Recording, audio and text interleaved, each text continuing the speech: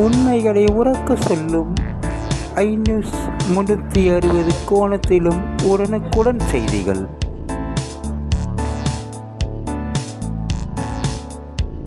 ஆராய்ச்சிகள் சென்று கொண்டிருக்கிறது. நிச்சயமாக தமிழின் தொன்மை இன்னைக்கு சொல்ல போனா கீழடி யாரு? கீழடி அகழ்வாராய்ச்சிக்கு யார் காரணம்? மோடி காரணம். மோடி வந்த பிறந்தான் அதுக்கு பணம் ஒதுக்குனாரு. நான் என்னோட ட்விட்டர்லேயே போட்டிருந்தேன். மரியாதைக்குரிய நிர்மலா சீதாராமன் அவர்களும் அன்றைய சுற்றுலாத்துறை அமைச்சரும் வந்து அதை ஆரம்பிச்சு வச்சாங்க. அப்ப கருப்பு கொடி காமித்தவர்கள் இவர்கள்.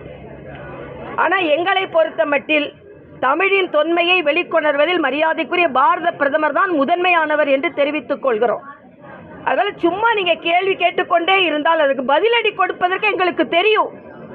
ஆனா நாங்க கேட்கிற கேள்விக்கு உங்களால் பதிலடி கொடுக்க முடியாது.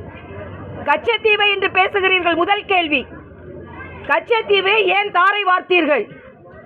தாரை வார்க்கும் பொழுது ஏன் எதிர்ப்பை தெரிவிக்கவில்லை?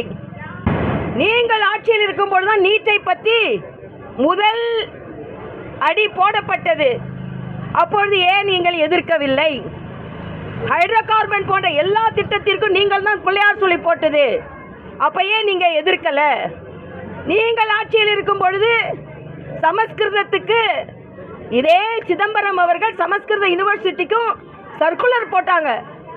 சமஸ்கிருதத்தை பற்றி இன்னும் வளர்ச்சி அடைய வேண்டும் என்று. அதை ஏன் நீங்கள் தடுக்கவில்லை? எல்லாவற்றிற்கும் மேலாக நம் தமிழ் சொந்தங்கள் இலங்கையில் சுட்டுக் கொல்லப்பட்டார்களே, அப்பொழுது அதை ஏன் நீங்கள் தடுக்கவில்லை? இன்னைக்கு கச்சத்தீவைக்கும் மீனவர்களை பாதுகாக்க வேண்டும் 57 கடிதம் எழுதுன நீங்க. மன்மோகன் சிங்கிற்கு எத்தனை கடிதம் எழுதினீர்கள் முதலமைச்சர் அவர்களே?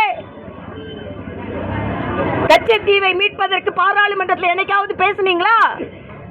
மரியாதைக்குரிய பாரத பிரதமர் இலங்கை அதிபர் வரும்பொழுது நிச்சயமாக கேட்பார். இலங்கையில தமிழ் சொந்தங்களை பாதுகாக்க வேண்டும் என்று பிரதமர் கேள்வி கேட்டுவிட்டு ராமேஸ்வரம் வரும்போது ஏன் நீங்க அவரை வரவேற்கவில்லை? மக்களின் நிதிகளை பகிர்ந்தளிக்கின்ற நிதி ஆயோக் கூட்டத்திற்கு ஏன் நீங்கள் போகவில்லை? எல்லா கேள்விக்கும் உங்களால் பதில் சொல்ல முடியாது. அதனால் இந்த தீபாவளி, அடுத்த தீபாவளி தேசிய ஜனநாயக கூட்டணி வெற்றியோடு நாங்கள் கொண்டாடும் தீபாவளியாகத்தான் இருக்கும். அப்பொழுது பாராபட்சம் இல்லாமல் எல்லோருக்கும் வாழ்த்து சொல்லுவோம். தமிழகத்தில் எல்லோரும் வாழ வேண்டும் நாங்கள் நினைப்போம். இன்னொன்று, டாஸ்மாகை வைத்துக்கொண்டு டார்கெட் போட்டிருப்பாங்க.